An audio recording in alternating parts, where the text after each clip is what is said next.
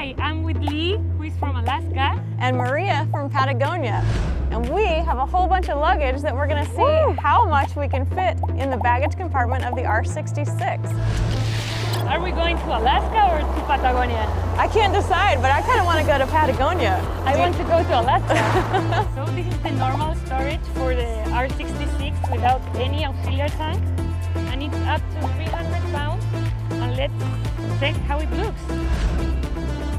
Maria, I think we get to take all of our luggage on this trip. Oh, that's perfect. Let's go. Let's go.